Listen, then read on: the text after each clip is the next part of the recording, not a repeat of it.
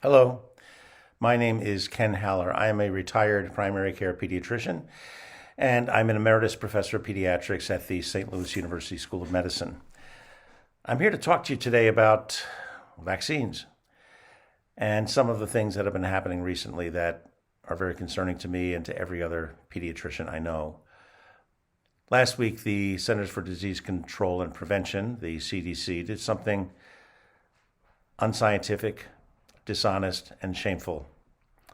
They changed their discussion of MMR vaccine on their website to say that a connection between MMR vaccine and autism cannot be ruled out. This is not true. This has been disproven. This is a lie. It was put there at the direction of the Secretary of the Department of Health and Human Services, the spectacularly unqualified Robert F. Kennedy Jr., who has spent much of his life and career scaring people and making lots of money out of scaring people about vaccines. In the 47 years I was seeing patients, I've seen a lot of things change. And a lot of that has been around vaccines. Let me just give you one example. Up until the 1980s, a type of bacteria called Haemophilus influenza B, which, by the way, has nothing to do with influenza. It's a long story. I'll just call it Hib. Hib.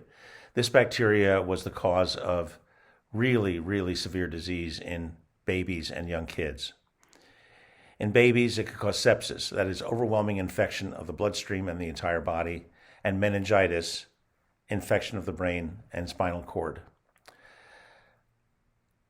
This could cause death, it could cause seizures, it could cause deafness, it can cause lifetime disability.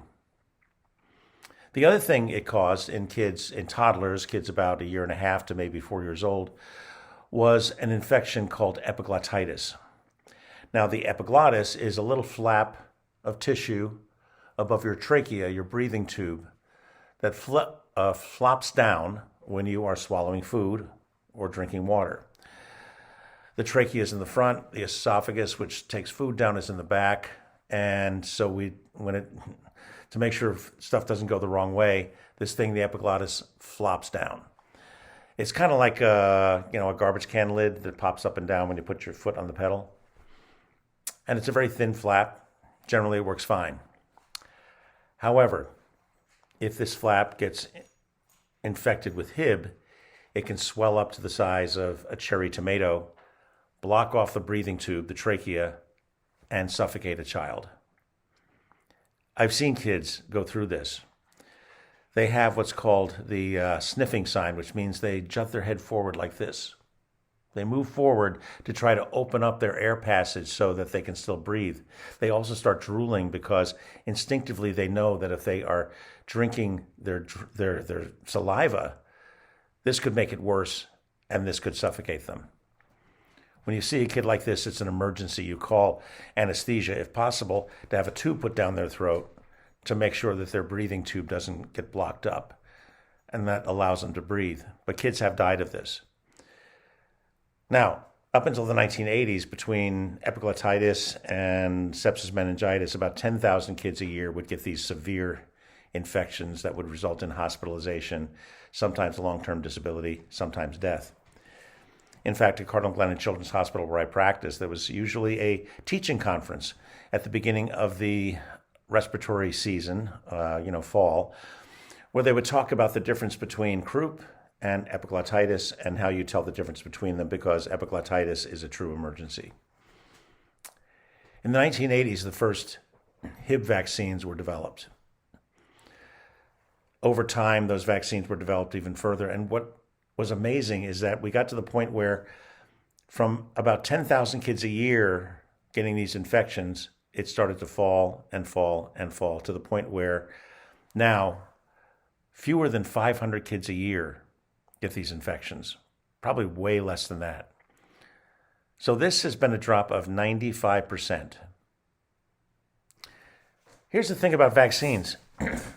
I know that there are kids out there who are alive and safe and happy and having great lives because they got vaccinated, because they did not get an infection with Hib.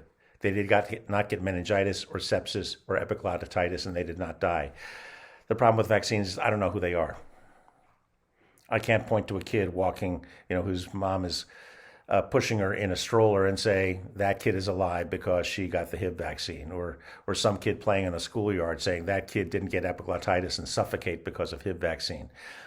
But I know that each year there are 9,500 kids who do not get a severe, life-threatening illness, sometimes life-ending illness, with this one bacteria because of vaccinations. That's what vaccines do.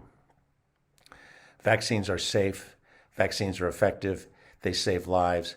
There is absolutely no connection between MMR and autism.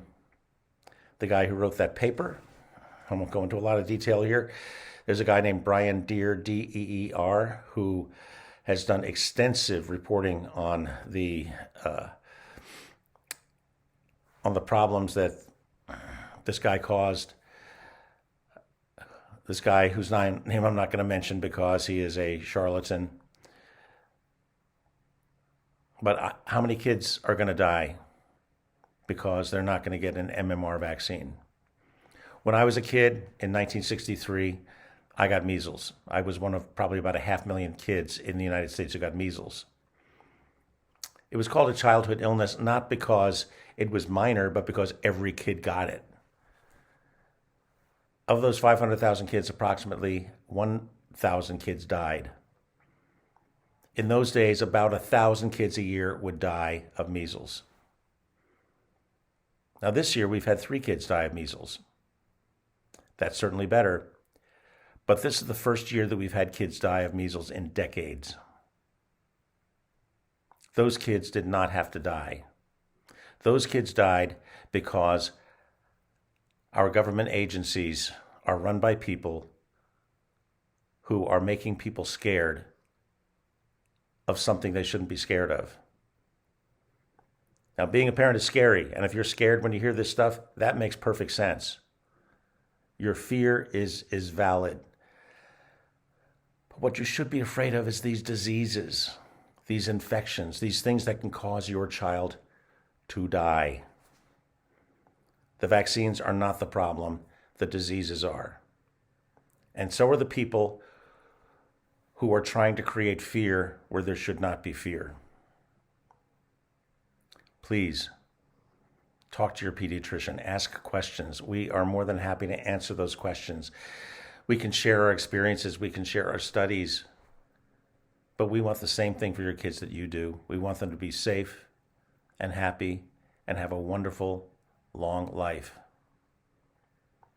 Vaccination is one part of that. Thank you very much.